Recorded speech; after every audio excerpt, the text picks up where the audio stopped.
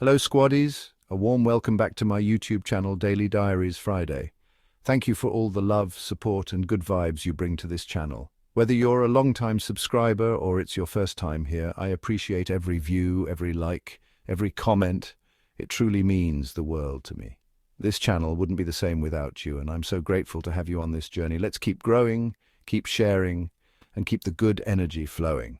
Thank you for being the best part of Daily Diaries Friday. Now let's dive in, Squaddies. Last week, Vanity Fair published its cover interview with Gwyneth Paltrow, a well-known actress, businesswoman, and wellness guru. Throughout the piece, she spoke candidly about her recent life changes, including selling her Los Angeles home and committing full-time to Montecito, the upscale California enclave that has become a magnet for celebrities seeking privacy and luxury. Montecito has been her retreat for years, but now she's making it her permanent base. Naturally, this part of the interview led to an interesting and inevitable topic: her famous neighbours, the Duke and Duchess of Sussex, Prince Harry and Meghan Sussex. Given the public scrutiny and fascination surrounding Meghan and Harry's move to Montecito, any comment from a high-profile resident like Gwyneth Paltrow would be dissected. Gwyneth addressed the topic in a measured way, saying, "I don't know Meghan and Harry. I've met Meghan, who seems really lovely, but I don't know her at all. Maybe I'll try to get through their security detail and bring them a pie." It was a light-hearted remark, meant to distance herself from any drama while keeping things neutral. When asked specifically about Meghan's evolving brand with Love Meghan, which appears to be her new lifestyle venture, Gwyneth offered a broader take on women stepping into the lifestyle and wellness space. She remarked, "When there's noise about certain women in the culture, I do have always a strong instinct to stand up for them. Everybody deserves an attempt at everything that they want to try." It was a diplomatic response, one that neither fully embraced Meghan nor dismissed her. In many ways, this was classic Gwyneth, elegantly walking the line between offering support while maintaining her own brand's superiority in the wellness and lifestyle sphere.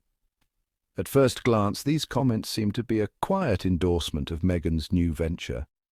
While Gwyneth wasn't overly effusive, she didn't come across as dismissive either. In a world where public figures are often pushed to take hard stances, she played it safe. She didn't gush over Meghan, but she also didn't throw her under the bus, a balance that some found refreshing. After all, Gwyneth herself has been in the wellness and lifestyle industry for over a decade with Goop, her controversial yet undeniably successful brand. She likely understands better than anyone how challenging it can be for women to carve out space in that world.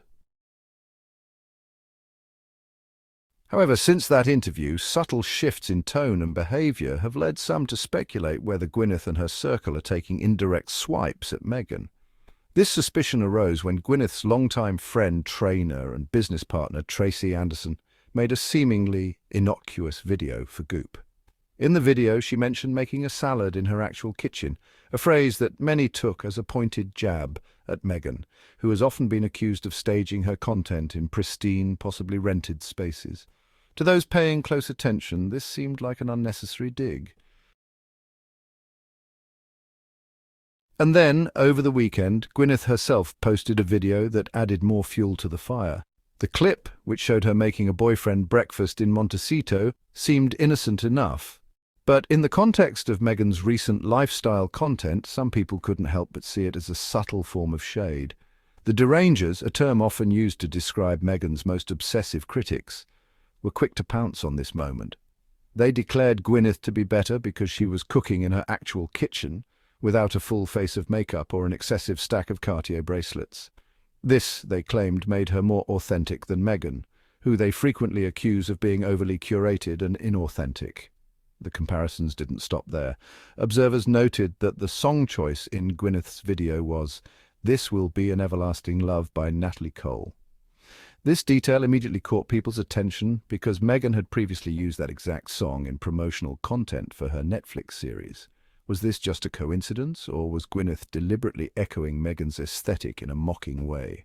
The British media certainly wasted no time in fueling this narrative, suggesting that Gwyneth was subtly shading Meghan by co-opting elements of her branding and aesthetic. And, predictably, the derangers amplified this speculation, turning it into a social media frenzy. Almost as if on cue, Meghan seemed to respond, though whether it was intentional or not is up for debate. Shortly after Gwyneth's post, Meghan shared an Instagram story featuring a breakfast moment of her own. She was with her friend Kelly McKee-Zajvan, and together they showcased a reinvented banana split using honey, fresh berries, and possibly a touch of as-ever jam, one of Meghan's recent brand affiliations. Whether Meghan had seen Gwyneth's video or not, the timing made it easy for people to interpret this as a strategic counterpost. So the question remains, is there an actual rivalry brewing between Gwyneth and Meghan? Or is this just another example of the media and social media users reading too much into things? On one hand, Gwyneth has always positioned herself as the queen of the lifestyle and wellness space. She's spent years building Goop into a brand that, love it or hate it, has staying power. She's had her fair share of criticism, whether it's for advocating controversial health trends, pushing luxury products with questionable scientific backing, or simply coming across as out of touch. But through it all, she's remained steadfast in her brand identity. In contrast, Meghan is relatively new to the lifestyle world in a business sense. While she's long been interested in wellness, mindfulness, and healthy living, her actual foray into the business side of it is just beginning. There's no doubt that Meghan's with love. Meghan will be compared to Goop. Both brands seem to appeal to a similar demographic of affluent, health-conscious women looking for guidance on living their best lives. But is Gwyneth actually threatened by Meghan? That seems unlikely. For all of Meghan's star power, Goop is already an empire. Gwyneth doesn't need to compete with Meghan directly because she's already in a league of her own. However, what she may be doing is subtly reinforcing her dominance, sending little signals that she's the original wellness queen while Meghan is the newcomer trying to carve out space. As for Meghan, it's hard to say if she's even paying attention to these supposed microaggressions. She has her own agenda, her own brand strategy, and frankly, much bigger things to worry about than whether Gwyneth Paltrow is making passive-aggressive breakfast content.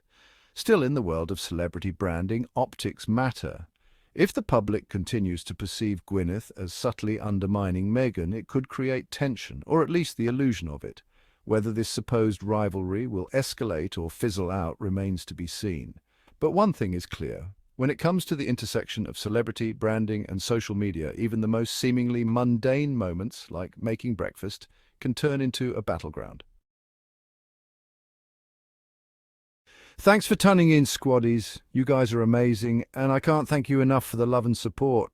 If you had a good time, don't forget to smash that like button, hit subscribe, and turn on the notifications so you never miss out on the vibes. Let's keep this community growing. Share it with your friends. As always, I'd love to hear your thoughts in the comments.